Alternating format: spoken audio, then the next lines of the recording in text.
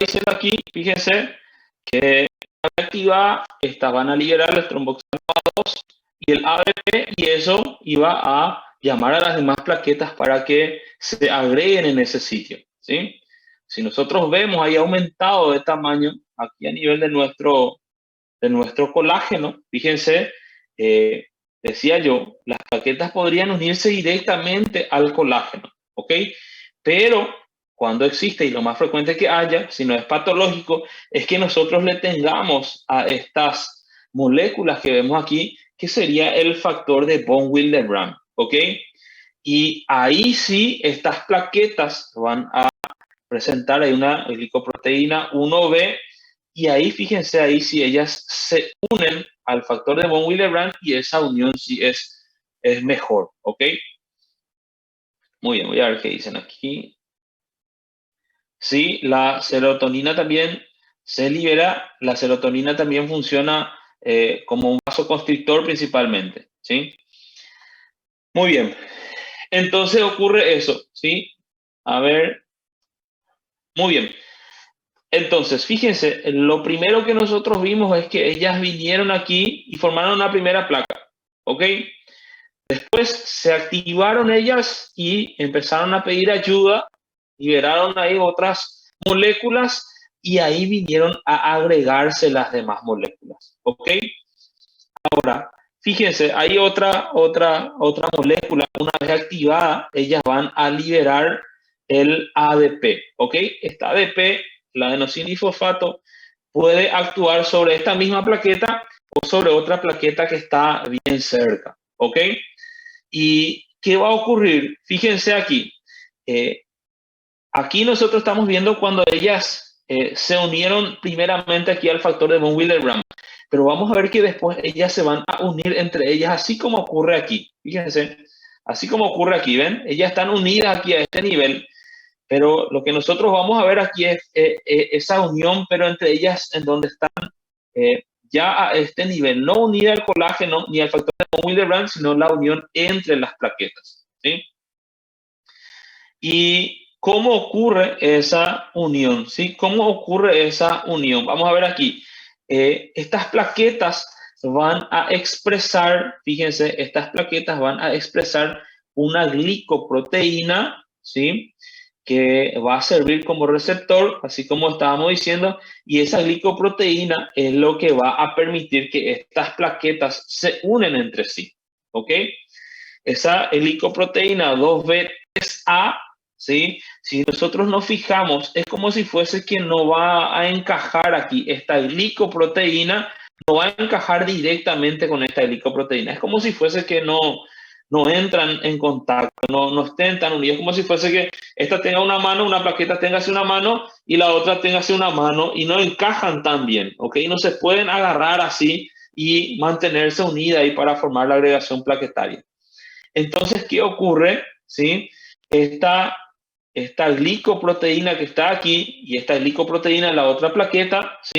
Buscan una estructura que ellos puedan tener así. Fíjense, esta agarra aquí por un lado y esta agarra aquí por otro lado, y entonces ahí ellas se pueden mantener unidas, ¿sí? Y que esa estructura que le mantiene unida va a ser el fibrinógeno, ¿ok? Entonces, el fibrinógeno es muy importante para que ocurra esta unión, ¿sí? Para que ellas puedan agarrarse ahí y formen ¿cómo le decimos nosotros? Esa agregación plaquetaria, ¿ok? Y ellas necesitan tener algo ahí en el medio que les una. Y esto que está aquí entonces se va a llamar de fibrinógeno, ¿ok? Muy importante que sepan esto. Voy a Doutor, demostrar, sí. entonces o que se hace com que as glicoproteínas se unam é o fibrinógeno, é isso? Se Exactamente. não há o fibrinógeno, não tem como essas glicoproteínas se unirem No se para unen, formar o tampão. no se Sim. unen. Y fíjense que este fibrinógeno, ¿sí? Es una estructura un poco frágil, es muy gelatinoso, ¿sí? Entonces, no es tan fuerte el fibrinógeno, no lo mantiene tan fuerte así, ¿sí? Este fibrinógeno nosotros vamos a ver que a través de la cascada de la coagulación, nosotros vamos a transformar en una fibrina, ¿sí? Y la fibrina, ahí sí, esa ya es más resistente, ¿sí? Y esa fibrina nosotros vamos a lograr gracias a la cascada de la coagulación, ¿ok? Entonces, en primera instancia, lo que nosotros estamos viendo aquí, estamos viendo ahí la adhesión plaquetaria, estamos viendo la activación, la agregación plaquetaria, ¿ok? ¿Cómo se agregaron aquí? Gracias a esa glicoproteína que expresan estas plaquetas y están unidas gracias al fibrinógeno, ¿sí? Y vuelvo a repetir, ese fibrinógeno todavía no es bueno para que nosotros podamos mantener ahí ese coágulo, ¿sí? Esa unión es frágil, están ahí tambaleando así, ¿ok? Ellos necesitan de algo duro para que eso pueda quedar taponando bien ahí el sitio de la lesión.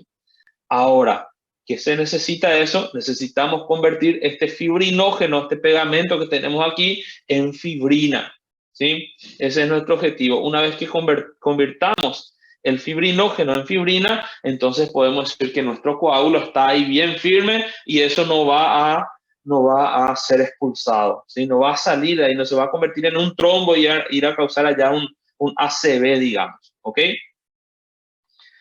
Muy bien, ¿entendieron hasta aquí Professor, lo que estamos hablando? Sí. aí no caso da fibrina já é outro passo, né? Aí já entra já a hemostase, verdade? Isso. Ahí entra la cascada de la coagulación. Então, perfeito, porque nesse caso que a gente está conversando, no caso que o senhor está falando agora, aí Sí, eu vou terminar esse primeiro passo, que é o tampão plaquetário. Aí, sí. se estiver listo, aí vem o fibroblasto e sintetiza tudo de novo, correto? ¿Perdón? Aí eu vou ter o fibroblasto e eu vou sintetizar tudo de novo para ter de novo um tecido novo. Sí, Certo? sí, sí. Mas se eu tiver uma lesão maior, aí sim entra o fator plaquetário, correto? Isso? Fator de coagulação, perdão. Fator de coagulação. No funciona así. Es así. Primero, lo que nosotros tenemos es la hemostasia primaria, ¿ok? Esa hemostasia primaria es lo que nosotros estamos viendo hasta aquí, ¿ok? Hasta aquí hemostasia primaria. El fibrinógeno, ¿sí? Es ciertamente, vamos a ver que es el factor 1 de la coagulación, ¿ok? Sim, sim. El fibrinógeno activado, ese va a ser la fibrina. Ya vamos a ver enseguida, ¿ok? Ya vamos a ver enseguida. Pero esto que estamos viendo aquí, esto es hemostasia primaria, ¿sí? Si es que esto que está aquí, vamos a ver enseguida diferencia entre una patología que cursa con hemostasia primaria y hemostasia secundaria, ¿sí? Hasta aquí, así, hablando aquí, vamos a hacer un ejemplo, ¿sí? Uno saca el diente, ¿ok? Uno saca el diente y si es que tiene plaquetas, ¿sí? Y está funcionando todo bien este sistema que nosotros estamos viendo aquí, ¿sí? Eso en un ratito va a formar ese tapón plaquetario junto con todos estos mecanismos que estamos viendo con los receptores de glicoproteína, ¿sí? Más este fibrinógeno, ¿ok? Eso ahí está bien, va a sostener eso, ¿ok? Va a detener esa hemorragia ahí, por ese momento. Ahora, en la hemostasia secundaria, ahí nosotros vamos a ver la cascada de la coagulación, ¿sí? Y ahí ya nosotros ya vamos a hablar de este fibrinógeno que está aquí. Nosotros vamos a ver que fibrinógeno como tal así no nos sirve tanto. Nosotros necesitamos fibrina, ¿sí? Y entonces es diferente en el sentido tanto clínico como fisiológico, fisiopatológico. Nosotros vamos a ver enseguida en trastorno de la hemostasia secundaria, ¿sí? Para que tengan una idea, en ese caso, ¿sí? No se va a formar la fibrina, ¿sí? Entonces, retira el diente, eso va a sangrar, no se forma la fibrina, ¿sí? O si continúa como esto como fibrinógeno, eso va a salir y va a continuar sangrando, ¿sí? Entiendo más o menos lo que... Então, ¿Cómo? professor, o que eu não consegui entender é que assim, ó, eu vou ter o tampão plaquetário, entendeu? Perfeito. Sim. Aí até aí, beleza. Eu vou ter sim ou sim, eu vou ter formação do coágulo ou não? Às vezes só o tampão plaquetário, então ele já funciona? Ou sempre Ok, sempre vou ter a fibrina, a fibrinógena e fibrina, sí, a sí. protrombina, Eso es tal. que eso es lo que yo estaba diciendo hace rato. A veces el tapón plaquetario ya es suficiente, ¿sí? Sim, En mano. donde la fuerza de cizallamiento no sea tanta, ¿ok?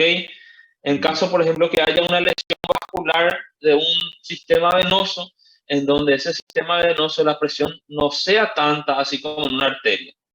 Pero cuando es una lesión arterial, ahí es necesario tener un fibrinógeno que se convierta en fibrina y ese coágulo sea más resistente. ¿Entendés? Entendi, professor, entendi. Obrigado, professor. Ok, vamos a ver enseguida para cuando vemos cuajada de la coagulación, vamos a ver si entendemos mejor, ¿sí? Muy bien, entonces hasta aquí quiero que entiendan todo lo que vimos, ¿sí? Normal, aquí esto se llama fibrinógeno, ¿ok? Sirvió para conectar a dos glicoproteínas, ¿sí? Que se mantengan más cerca, ¿sí? La glicoproteína 2B, 3A, ¿sí? Muy bien, y ahí está, fíjense, vamos a ponerle nombre a esto, ¿ok? Esto que está aquí, ¿sí? Esto que está aquí es una glicoproteína 1B, ¿ok? Esta que está aquí está uniendo qué cosa, el factor de von Willebrand, ¿sí? A la plaqueta, ¿ok? Fíjense que existe la enfermedad de von Willebrand en donde no hay este factor que estamos viendo aquí, ¿sí? Entonces la unión entre la plaqueta y el colágeno va a existir, solamente que va a ser una unión débil, no va a servir para formar un tapón plaquetario en un sitio en donde haya una fuerza de cizallamiento muy grande, ¿sí? Puede existir o puede ocurrir que no exista esta glicoproteína 1B. Existe el factor de von Willebrand, pero no existe esta glicoproteína 1B, ¿sí? Vamos a ver si ya se llama enfermedad de Glassman o síndrome de Glassman, en donde vamos a ver que esto va a ser o va a presentar sintomatología de un trastorno de hemostasia primaria, ¿sí? Ahora, esta que está aquí es la glicoproteína 2B3A, ¿ok? Cuando se expuso esta glicoproteína aquí, cuando el ADP fue liberado, ya una vez activado esta plaqueta, se libera el ADP y ese ADP expone esa glicoproteína, hace que exponga esa glicoproteína a las plaquetas, pero decíamos que estas no eran suficientes, no conectaban juntas así, entonces necesitaban de esta estructura aquí que es llamado de fibrinógeno. ¿Ok? Muy bien. Fibrinógeno, entonces nosotros formamos el fibrinógeno, pero decimos este fibrinógeno no es suficiente para un sitio donde haya una presión muy alta. La fuerza de cizallamiento es muy alta, ¿ok? Y entonces eso va a detener en un momento, va a estar así, pero en algún momento, si ese fibrinógeno nos convertimos en fibrina, eso que va a hacer, ¡boom!, va a saltar. Y ese coágulo va a viajar por el torrente sanguíneo, ¿sí? Muy bien, ahí está. El ADP es lo que hace que se exponga eso que está ahí, ¿sí? Muy bien. Ahora, a esto que está aquí, a todo esto que vimos aquí, a eso se le llama de placa hemostática primaria, ¿eh? Salió aquí un poquitito bajo, pero a todo eso que está ahí se le llama de placa hemostática primaria, ¿sí? Muy bien. Fíjense aquí. Lo que nosotros vimos es fisiología normal, ¿ok? Fisiología normal. Ahora, ¿cómo nosotros traducimos hasta lo fisiopatológico? Y fíjense aquí, la enfermedad de Glassman, ¿ok? En la enfermedad de Glassman, nosotros, no sé si lo dije bien hace rato, no tenemos la glucoproteína 2B3A, ¿ok? En donde esta que está aquí, la glucoproteína 2B3A, si no está, ¿ok? Si no tenemos, entonces, ¿qué va a ocurrir? Estas no se van a poder unir bien, ¿ok? Eso va a ser una enfermedad, un trastorno de la hemostasia primaria, ¿sí? Vamos a entender que enseguida que sintomatología o clínicamente son diferentes los trastornos de hemostasia primaria y de hemostasia secundaria. Fíjense aquí, en la enfermedad de Bernard-Soulier, ¿ok? Fíjense, lo que no tenemos aquí es la glucoproteína 1B, ¿sí? Que era esta que vimos aquí. Vamos a sacar otra vez a ver. Esta que está aquí, fíjense, la glucoproteína 1B, ¿ok? Nosotros tenemos el factor de von Willebrand, pero lo que no tenemos es esta glucoproteína, ¿ok? Y entonces, al no tener esa glucoproteína, el factor de von Willebrand, fíjense, no puede anclar tan bien esa plaqueta al colágeno subendotelial, ¿sí? Y eso produce la enfermedad de Bernard-Soulier, ¿ok?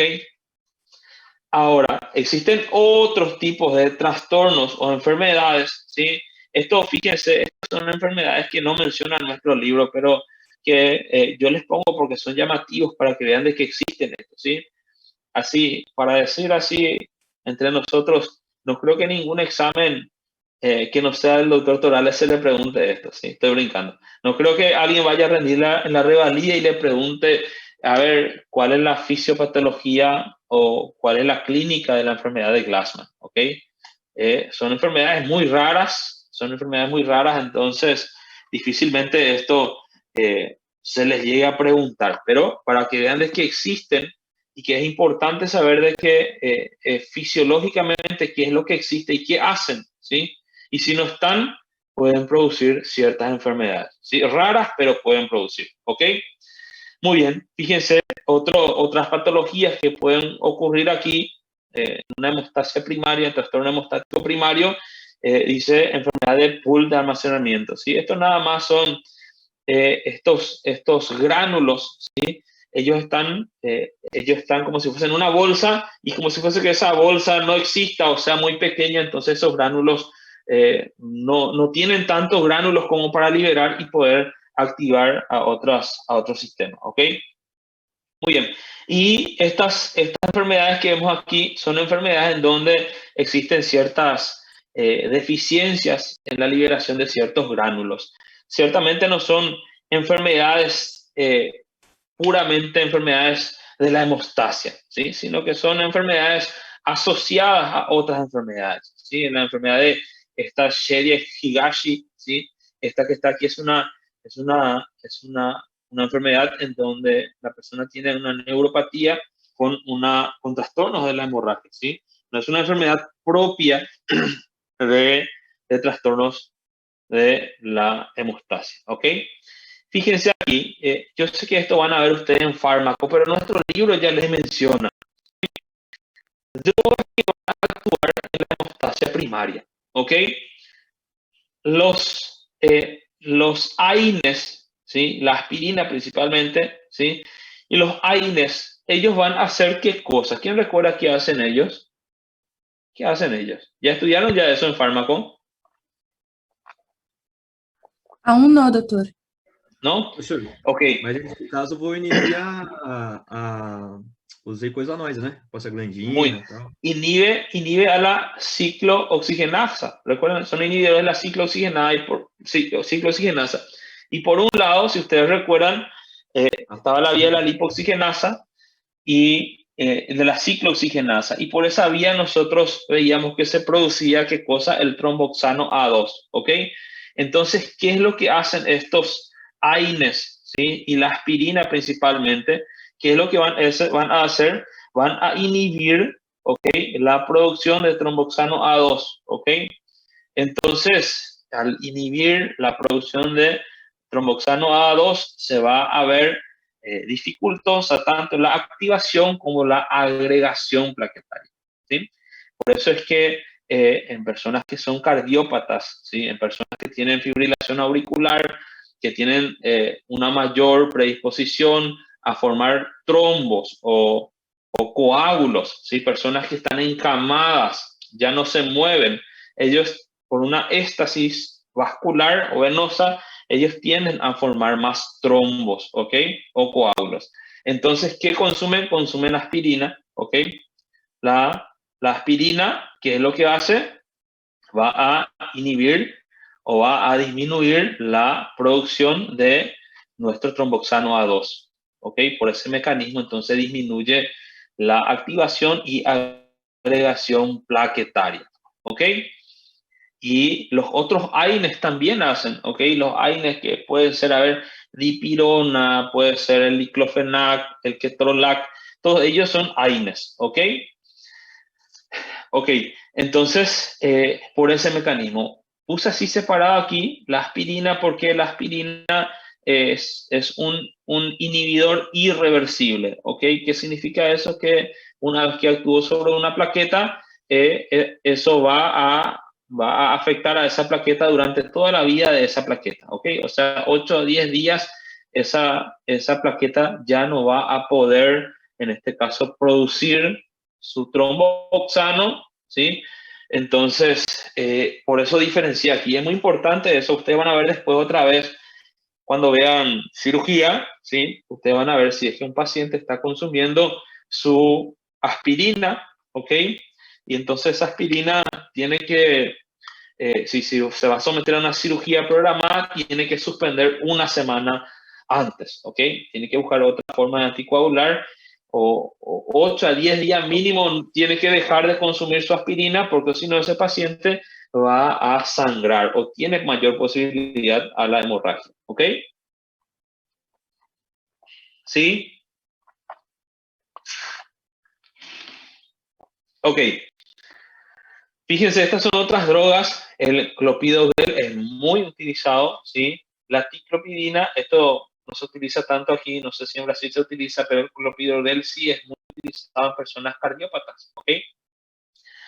En donde lo que van a hacer es, van a inhibir a los receptores de ADP, ¿ok? Si nosotros regresamos aquí, fíjense en esta imagen, aquí, ven, este ADP tiene un receptor que puede ir a actuar sobre su misma célula, sobre otras células, y ¿qué es lo que hace este ADP?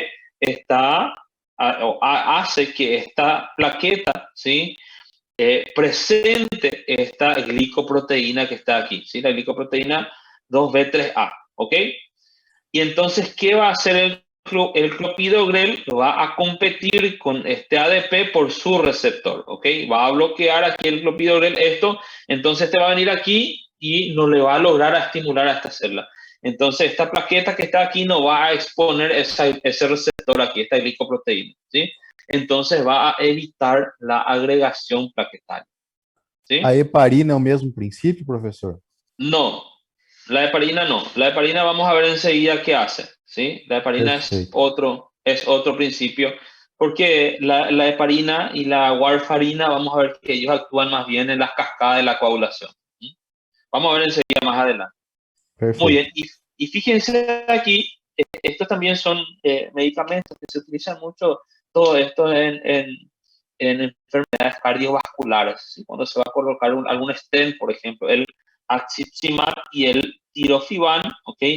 Estos son los inhibidores de los receptores de glicoproteína 2B y 3A, ¿ok? O sea que ellos van a unirse aquí y van a competir con nuestro fibrinógeno, ¿ok? De alguna manera, entonces ellos lo que están haciendo, están con una agregación plaquetaria, ¿sí? Para evitar la formación de esos coágulos, ¿ok? Muy bien, y aquí fíjense esta imagen otra vez para que vean el factor de von Willebrand, este que estamos viendo aquí, fíjense, son polímeros de moléculas, dice, estas son moléculas que están unidas entre sí, y algo muy importante, este factor de von Willebrand, ¿sí? Se produce en el endotelio, y este factor no solamente sirve para unir a una plaqueta al colágeno subendotelial, no solamente esa es su función, sino que este factor de von Willebrand también sirve, fíjense, como un transporte, ¿ok? Sirve para transportar al factor 8 de la coagulación, ¿ok? Eso es muy importante, que nuestro factor de von Willebrand es como si fuese que sirva un transporte, un vehículo, ¿sí? Para transportar a este factor 8 de la coagulación. Ya vamos a ver enseguida qué hace este factor 8 de la coagulación, ¿sí? Muy bien. Ahora aquí, fíjense, vamos a ver un poquitito lo que va a ser la cascada de la coagulación. Y aquí nosotros hablamos de hemostasia secundaria. Vamos a ver aquí si hay pregunta. Muy bien, nivel 1, 2. Sí, dipirómana es un AINE. Excelente. Muy bien. ¿Ustedes vieron cascada de la coagulación en qué materia? Em fisiologia, professor, ano passado. Bioquímica também. Ok, entonces recuerdan bien esto. ¿Sí o no? ¿Más o menos? Sou, mais ou menos, professor. Mais ou menos. Uh-huh. Ok. Ok, vamos aquí, es bastante fácil, ok, es bastante fácil. Fíjense, nosotros tenemos en la cascada de la coagulación 12, o sea, son enumerados del 1 al 12 los factores de la coagulación, ok. Y fíjense aquí, para que recuerden aquí, factor 3, factor 4, factor 6, no se menciona, pueden existir, puede ser que sea nuevo, pero no se le menciona o no existe el factor 3, el factor 4 ni el factor 6 de la coagulación. O sea que lo que nosotros vamos a ver aquí, el factor de la coagulación, no vamos a hablar de esto que están aquí, ¿ok? Y vamos a ver que existen algunos que son llamados de cofactores, que no son factores como sí, sino que son cofactores, son como factores que necesitan unirse a otros factores para poder funcionar. Yo sé que hablando así es difícil de entender, pero vamos a ver que es fácil. Esta es una manera que a mí me gusta mucho de ver la cascada de la coagulación. Si ustedes ven esquemas en internet, van a ver muchísimos esquemas, pero para mí esto es lo más fácil, ¿sí? Colocamos en un extremo factor de la coagulación 12, en el otro extremo el factor de la coagulación 1, ¿ok? Para la gente que no tiene así noción de cascada de la coagulación, para que entiendan, fíjense, nosotros lo que tenemos que llegar a hacer es activarle a este, ¿ok? Al 1, al factor de la coagulación 1, a ese le tenemos que activar, ¿sí? Y fíjense, lo siguiente que yo hago así para poder ver, le coloco aquí a este que está aquí, que es el factor 10. Es el factor, muchos hablan así en muchos libros, en muchos, he visto yo mismo cuando estudiaba fisiología, decía el 10 es como si fuese que sea el capitán, que sea el más importante de todo, ¿ok? Y vamos a ver nosotros que es así, ¿ok? Vamos a ver que realmente el 10 es como si fuese que tiene una mayor importancia, ¿ok? Entonces, a partir de aquí, fíjense, vamos a hacer lo siguiente, como si fuese que estos factores de la coagulación, ellos no quieren estar solos, estos que pusimos aquí, ¿ok? Entonces le vamos a colocar para su pareja, ¿ok? Al factor 1 le vamos a colocar para su pareja aquí. ¿Qué factor le vamos a colocar? Va a ser el factor 2, ¿ok? Fíjense, al factor 1 le colocamos aquí para su pareja, va a ser el factor 2. Al factor 12, fíjense, le colocamos aquí para su pareja al factor 11, ¿ok? Y el factor 10, fíjense, le vamos a colocar para su pareja al factor 9. Alejamos un poquitito y ya vamos a entender por qué. Entonces, fíjense, vamos a unirle a todos estos factores, ¿ok? Muy bien. El factor 10, ¿sí? Como es un factor que tiene una mayor importancia, ¿sí? Él está unido a otro factor que es el factor 7, ¿ok? Fíjense, vamos otra vez aquí. Vuelvo a repetir aquí. Estamos viendo nosotros todos estos que están aquí, ¿sí? Estos factores de la coagulación son proteínas que se producen en el hígado, ¿sí? A excepción de uno que es el factor 8, que ya vamos a ver dónde está, ¿ok? Que decíamos que el factor 8, ¿sí? Es un cofactor, ¿sí? El 8 y el 5. Muy bien, entonces fíjense, ¿qué hicimos nosotros aquí? Colocamos aquí al primero y al último. Y después colocamos al factor 10 en el medio. Le colocamos para su pareja, fíjense el factor 1, le colocamos con el factor 2, el factor 12 con el factor 11, el factor 10 con el factor 9. ¿Ok? Y fíjense aquí, con el factor 10 que hicimos, le ubicamos uno más que es el factor 7. ¿Ok? Que es el factor 7. Muy bien. Este factor 7, vamos a ver enseguida que está unido a alguien más. Ahí le colocamos al factor 8 y ahí al factor 5. ¿Ok? Muy bien. Fíjense aquí. Esto que estamos viendo aquí, miren acá, que estamos viendo aquí, que empieza aquí en el factor tisular, ya les voy a explicar esto que está aquí, qué es, ¿sí? Que empieza aquí y que forma aquí como esta L que está aquí. Esto que está aquí es llamado de vía extrínseca. Ya les voy a mostrar aquí. A ver, aquí. Fíjense que tiene la forma de una pistola, ¿sí? Yo aprendí así, mi profesora de fisiología era muy buena, y ella nos enseñaba que decía que un hematólogo americano, él hablaba de de esta regla en donde decía que la vía extrínseca tiene la forma de una pistola, de una L, vamos a decir, ¿sí? Y vamos a ver aquí, fíjense aquí, les voy a mostrar, a ver si da para ver aquí, viene acá, no sé si da para ver aquí, da para ver aquí. ¿Qué dice aquí? Vía. Doutor, dá para mirar. Es el de vía extrínseca. Fíjense, a ver, ok, vamos a intentar disminuir. Ok, entonces fíjense, la vía extrínseca se va a activar, ¿sí? Cuando exista un factor tisular, ¿ok? Cuando exista un factor tisular. ¿Qué sería el factor tisular? Vamos a ver que ocurrió una lesión y en esa lesión se liberó, hay muchas sustancias que tendrían que liberarse al torrente sanguíneo, ¿ok? Ciertos componentes de la célula endotelial se libera hacia el torrente sanguíneo y ese factor tisular, ¿qué va a hacer? Va a activar a este factor que está aquí, que es el factor 7. ¿Ok? Una vez que el factor 7 esté activado, el factor 7 va a activar ¿a quién? Al factor 10. ¿Ok? Activa aquí al factor 10.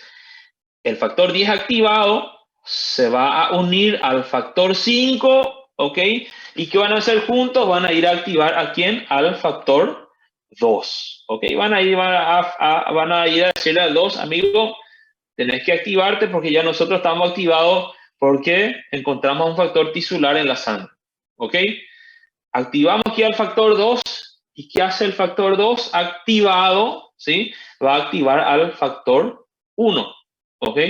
Va a activar al factor 1. Y una vez que el factor 1 se active, ¿sí? El factor 1 activado va a pasar a ser la fibrina, ¿sí? Todavía no le quiero poner nombre, vamos a ver enseguida bien todo, ¿sí? Lo que yo quiero que entiendan, sí. Perdão, o fator 4 aí no cálcio, eu tenho ele ativado também pelo fator 10 ou não? Ok, por eso es que le digo que así muchas personas no hablan así. Yo he visto que existen estos factores con otros nombres, ¿ok? Solamente que así como tal no le menciona nuestro libro o no le dan tanta importancia. Sí, el calcio es bastante importante ahí, pero para decir así factor 4, que sea calcio, puede ser, pero no tiene tanta importancia en lo que nosotros vamos a ver, ¿ok? Ok. Entonces, por un lado, entonces, esto que nosotros activamos, esto que está aquí sería la vía extrínseca, ¿ok? Ahora, la vía intrínseca, ¿sí?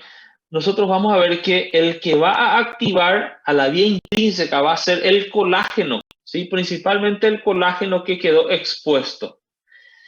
Una vez que el colágeno entra en contacto con el factor 12 va a pasar a ser un factor 12 activado, ¿ok?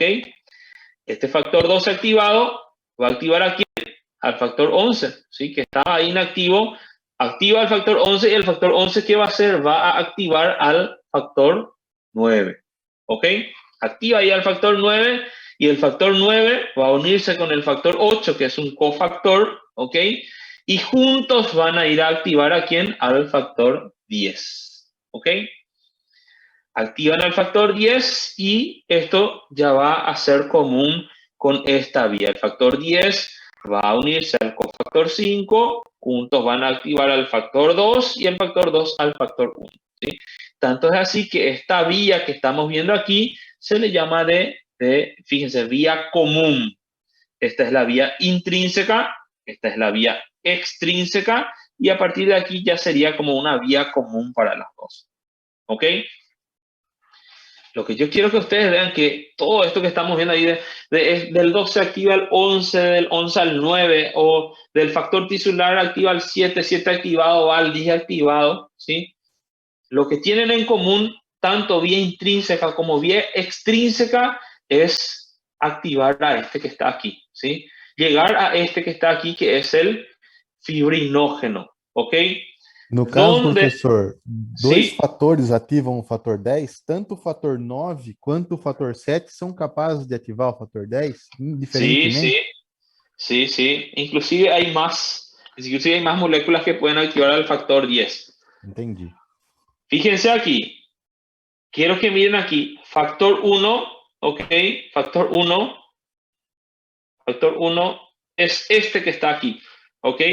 Es este que está aquí. ¿Qué era esto? Fibrinógeno, ¿ok? Todo eso que nosotros estamos viendo de 12 al 11 al 10 al 9, llegamos hasta el fibrinógeno para que este fibrinógeno deje de llamarse fibrinógeno y se llame fibrina, ¿ok? Ese es nuestro objetivo en la cascada de la coagulación. Convertir este que está aquí, este fibrinógeno, en fibrina. Y ahí yo les decía a ustedes que la fibrina, hay otra cosa, ¿sí? Hasta aquí, esto que está aquí, el fibrinógeno, está sosteniendo, pero ahí está así, está inestable, ¿ok? Ahora, la fibrina que hace, esa sí ahí agarró y le dejó bien fuerte, ¿sí? Esa sí sirve para sostener bien. Entonces, todo esto que nosotros estamos viendo aquí, ¿sí? Ya sea vía extrínseca o vía intrínseca, va a ser para que este factor 1, que es el fibrinógeno, pase de fibrinógeno a fibrina. ¿Ok? Muy bien. Vamos a continuar. Pro, a Dime. via extrínseca, então, é como se ela fosse mais direta só. ¿La vía? A extrínseca. Sí. Ela é mais direta, ela vai mais rápido para o fator 1. Muy bien. Eso es muy importante. La vía extrínseca es mucho más rápida que la vía intrínseca. ¿Sí? Mas, professor, Sí. é mais rápido por causa que a via extrínseca, por causa é um fator externo, por exemplo, corte com faca, esse negócio, por exemplo, Sí. e porque No. a intrínseca... Não, pode falar, perdão. No, es así. Si ustedes ven aquí, aquí del 7 ya pasamos al 10, ¿ok? Y del 10 con el 5 al 2 y al 1. De aquí nosotros tenemos que del 12 inactivado a 12 activado, 12 activado al 11, activar al 11, el 11 al 9, ¿ok? Tiene un mayor tiempo, ¿sí? Tanto es así que, no sé, no tengo en esta clase, pero es de suma importancia, ¿sí? Es de suma importancia conocer laboratorialmente esto. Esto, en todos los pacientes, yo trabajo en terapia respiratoria, ¿ok? Con pacientes que tienen COVID, y en todos los pacientes se le pide el tiempo, el TTPA, el tiempo parcial de tromboplastina activado, ¿sí? Se mide el tiempo que tarda esto, ¿sí? O existe una prueba que sirve para medir la vía intrínseca y existe una vía para medir la vía extrínseca, ¿ok? Y es muy importante, justamente así como decía la compañera, tarda más, sí tarda más, ¿sí? Sí tarda más la vía intrínseca que la vía extrínseca, y son pruebas diferentes que se hacen, ¿sí? Pro, mas tipo assim, Sim. o que ativa cada via? Eu sei que a extrínseca é fator tissular e a Muy bien. intrínseca é colágeno, mas fator tissular sería, tipo, Factor tisular, corte. el factor tisular puede ser cualquier cosa que está en la sangre, ¿sí? Que no debiera de estar, ¿ok?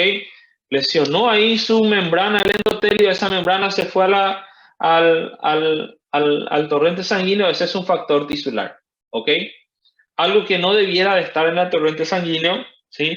Eso sería el factor tisular.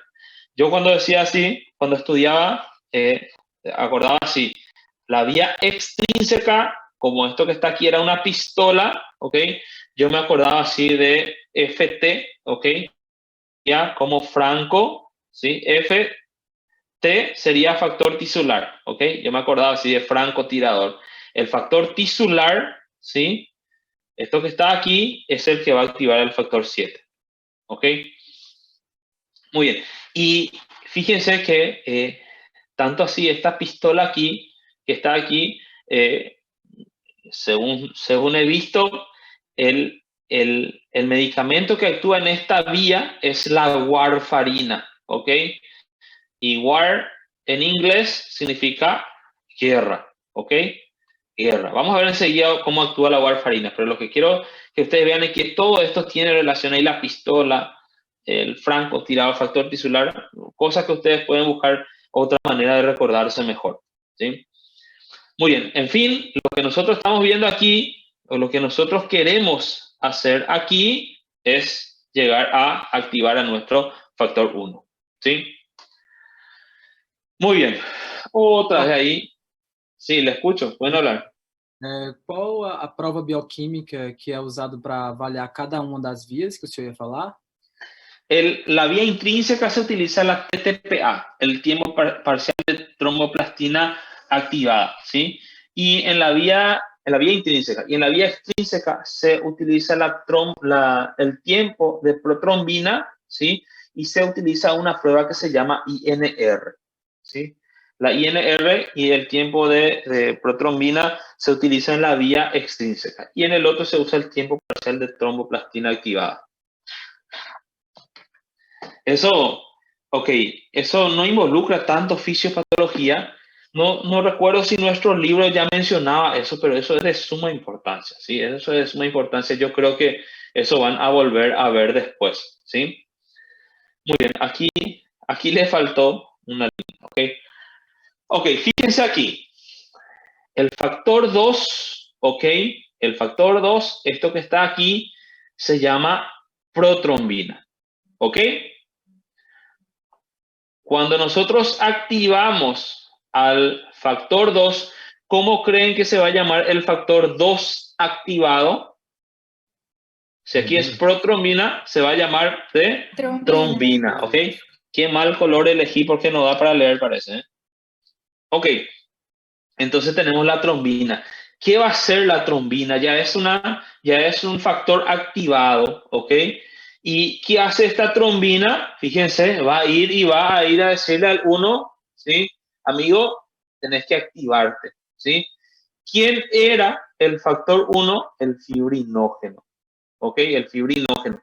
Y cuando este le activa el fibrinógeno va a dejar de llamarse fibrinógeno, va a ser el factor 1 activado. ¿Cómo se va a llamar el factor 1 activado?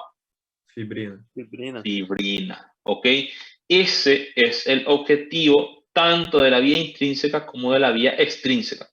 ¿Y qué hace la fibrina? Agarra ahí a las plaquetas, ¿sí? Y eso sí ya forma ahí una red que es mucho más resistente, ¿ok? Muy bien, y ahí otra vez para que vean, fíjense aquí, les puse aquí el color aquí del fibrinógeno, ahí todavía esto es fibrinógeno, ¿ok? Pero ¿qué nosotros necesitamos? Fíjense, ahí cambiamos de color a una fibrina. En realidad esto es esquemático, así no funciona así con colores así, sino que forma una red ahí en donde amarra uno con otro, ¿ok? Pero fíjense, de fibrinógeno, como estábamos hace rato en una placa inestable todavía, ahora tenemos una placa estable. ¿Ok? Muy bien. Vamos, que tenemos aquí. No, esto nada más para que vean otra vez. La trombina, en realidad, ya el factor 2 activado, no solamente, yo creo que vean, esto de una manera simple, pero esto es mucho más complejo. El factor 2 activado no solamente activa el fibrinógeno para que este se convierta en fibrina, sino que esta misma trombina, fíjense, puede activar otra vez al factor 9, ¿ok? Sirve para activar al factor 9, sirve para activar al factor 8, sirve para activar al factor 5. O sea que de esta trombina que estamos viendo aquí, que forma parte de la vía común, ¿sí? Puede activar a dos factores que forman parte de la vía intrínseca. Y puede activar también a uno que forma parte de la vía común, a este cofactor que está aquí. ¿Ok? Muy bien. Fíjense aquí algo muy importante. Existen algunos factores que son vitamina K dependientes, ¿ok? Ellos necesitan de la vitamina K para poder funcionar. Si no existe vitamina K, estos factores están como de una manera inactiva, ¿ok? ¿Cuáles son esos factores? Y fíjense, son estos que están alrededor del factor 10, incluyendo al 10, ¿sí? Quitando a los cofactores. ¿Qué es lo que estoy diciendo? Fíjense aquí. ¿Cuáles son los que necesitan de vitamina K? El 10, el 9, el 7 y el 2. ¿ok? No incluyendo a esto, o sea que aquellos que están cerca, ¿sí? Excluyendo a los cofactores. Entonces, ¿cuáles son los factores de la coagulación? Vitamina K dependiente van a ser el 10, el 9, el 7 y el 2. Necesitan de esa vitamina K. Nosotros necesitamos consumir vitamina K y ustedes van a recordar también por microbiología que nosotros tendríamos, ¿sí?, bacterias dentro de nuestro organismo, ¿sí?, dentro de nuestro colon, que colonizan el colon, ¿sí?, que pueden producir vitamina K, ¿sí? Es importante saber que estos son vitaminas K dependientes, muy importante, ¿ok? Muy importante, porque esta vitamina K, así como vitamina K de entrada, no nos sirve tanto, ¿ok? No nos sirve tanto, sino que esa vitamina K es como si fuese que tenemos que sacarle una parte, ¿sí? Tenemos que reducir esa vitamina K y eso nosotros, una vez que sacamos esa parte de la vitamina K, ahí recién la vitamina K es una vitamina K activada, ¿ok? ¿Cómo nosotros logramos eso? Gracias a una enzima que se llama epoxidorreductasa, ¿ok? Entonces, ¿qué hace la epoxidorreductasa? Tenemos una vitamina K, sacamos una parte de la vitamina K y a partir de ahí, gracias a esta enzima epoxidorreductasa, tenemos la vitamina K activada que va a funcionar para estos factores que tenemos aquí, ¿sí? ¿Es importante eso? Es importante. ¿Por qué? Porque fíjense que existe un medicamento que va a inhibir a esta enzima, ¿sí? Si inhibe a la epoxidorreductasa, no vamos a tener vitamina K activada, ¿ok? Y entonces, ¿qué factores nos van a trabajar estos que están aquí, ¿ok? ¿Qué anticoagulante hace eso? La warfarina, ¿ok? Esto van a ver después otra vez en fármaco. Entonces, la warfarina, fíjense, actúa inhibiendo a esta epoxidorreductasa y va a impedir va a impedir que la vitamina K se active, ¿sí? Y entonces de esta manera la warfarina actúa como un anticoagulante, ¿ok? Muy bien, ¿qué más? Fíjense aquí, nosotros tenemos unos anticoagulantes naturales en nuestro cuerpo, nosotros mismos producimos la heparina, ¿ok? Y también existen otras como esta que está aquí, que es la antitrombina 3. Tenemos también una proteína C que también actúa como un anticoagulante. Fíjense aquí, la antitrombina 3 es un anticoagulante que va a hacer ¿qué cosa? Va a inhibir al factor 12, al factor 11, al factor 10 y al factor 9. O sea que a estos que están aquí en la vía extrínseca, incluyendo al 10, ¿sí? A la vía intrínseca, perdón, a esto le está inhibiendo a estos que están aquí, ¿ok?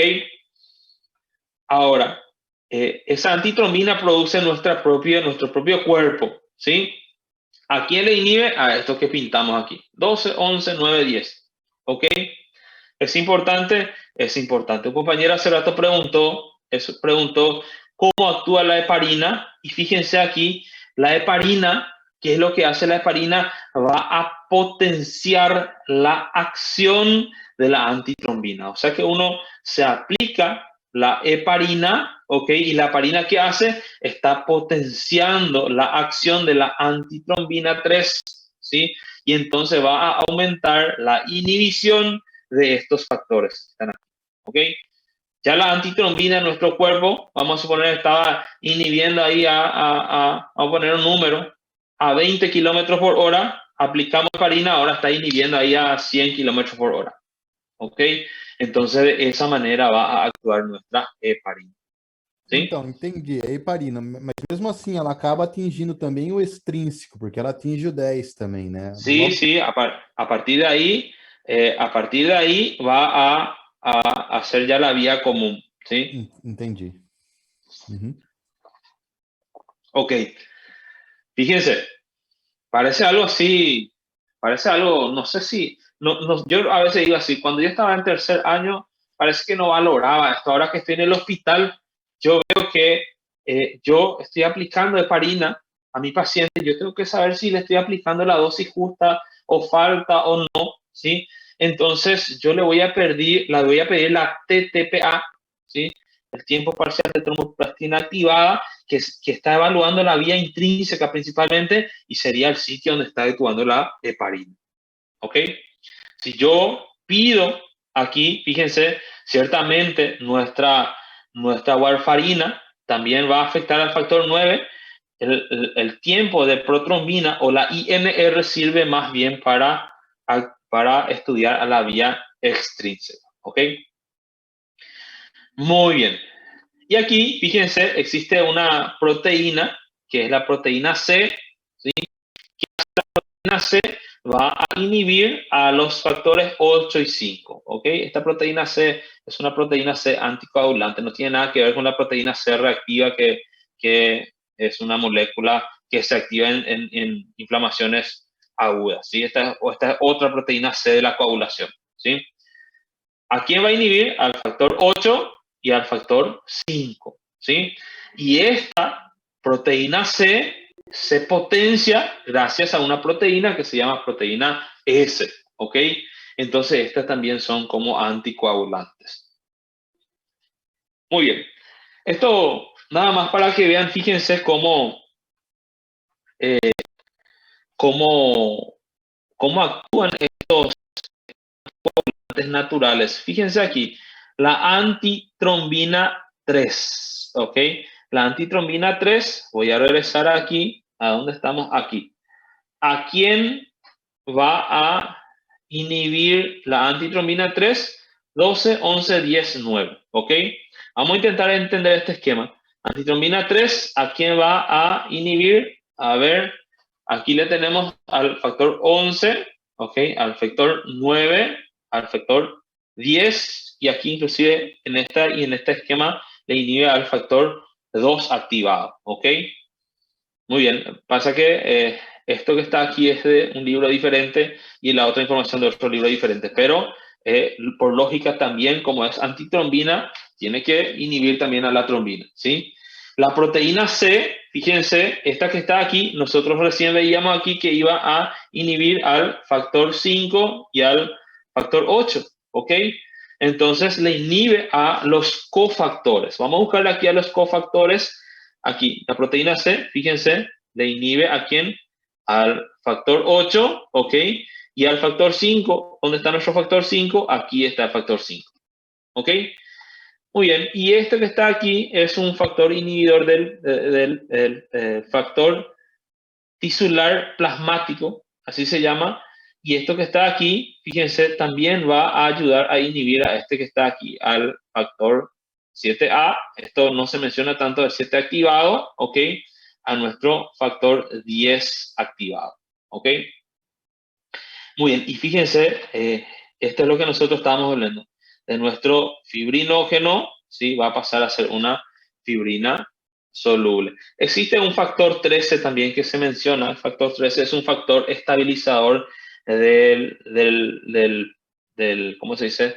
De la De fibrina. sí, de la fibrina, ¿sí? Un factor, pero tiene otro nombre. Factor, no recuerdo, pero es un factor que se encarga de estabilizar a esa fibrina, ¿sí? Muy bien. Professor, Dime, perdão. dime. Eu não Sí. consegui entender. Por gentileza, se o senhor puder repetir em relação à proteína C e à proteína S. Eu não consegui entender em relação a... elas estão no nosso plasma, é isso? ¿Cómo? ¿Ellos están en nuestro? No nosso plasma? Eu não consegui Sí. entender. Así como existe la antitrombina 3, que es un anticoagulante, así también existe la proteína C, ¿sí? Que también es un anticoagulante. También son secretadas por células endoteliales, ¿sí? Misma cosa, así como existe antitrombina 3, solamente que esta va a inhibir a estos factores aquí, la proteína C, esa también va a secretar el endotelio, solamente que la proteína C va a actuar sobre el factor 8 y el factor 5. Y la proteína S, que también se produce por el endotelio, lo que hace es potencia nada más a la proteína C. Entonces, tiene una mayor inhibición, ¿sí? Então, elas não têm nada a ver com a trombomodulina? ¿Cómo? Sí, actúa junto con la trombomodulina. Excelente. Muy bien. Aquí fíjense, lo que quería mostrarle aquí es que de nuestro fibrinógeno, ¿ok? A fibrinógeno nosotros cambiamos esto a fibrina, ¿sí? Gracias a la cascada de la coagulación ya cambiamos a fibrina, ¿ok? Ahora, ¿qué ocurre después? Nosotros ya convertimos esa agregación, no me viene la palabra, esa placa de coágulo, nosotros ya convertimos en algo más estable, ¿ok? Pero ¿qué pasa? Nosotros, una vez que resolvemos el problema de la coagulación, ya no está sangrando ese vaso sanguíneo, ¿ok? Entonces, ¿qué nosotros vamos a hacer? Si ya no está sangrando, nosotros tenemos que destruir ese, ese coágulo, ¿sí? Esa placa de fibrina que está ahí, eso tenemos que destruir nosotros, ¿ok? Y en ese proceso nosotros hacemos la retracción del coágulo y la disolución del coágulo, ¿sí? En la retracción, estas plaquetas mismas, gracias a su actina y miosina, es como si fuese que se retraen, ¿sí? Como si fuese que vuelven a quedarse más chicas, ¿ok? Expulsan ciertos fibrinógenos que pueden estar por ahí y nosotros vamos a ver que tenemos ciertos factores que van a romper a esta fibrina, ¿sí? ¿Quién rompe a esta fibrina? La plasmina, ¿ok? La plasmina, entonces, es un fibrinolítico, ¿ok? Entonces, la plasmina, una vez que nosotros resolvimos todo el problema, hubo la retracción del coágulo, nosotros tenemos que romper eso que está ahí, ¿sí? Nosotros no necesitamos de esa placa de fibrina ahí en ese vaso, tenemos que volver a eso, a que sea normal, entonces tenemos que romper ese coágulo que está ahí.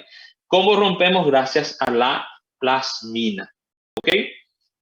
Muy bien. Y esta plasmina es lo que va a actuar sobre la fibrina y le va a romper a esa fibrina, ¿sí? Esa plasmina se formó a partir de un plasminógeno, ¿ok? Que sería como la forma inactiva de esta plasmina, ¿sí? Muy bien.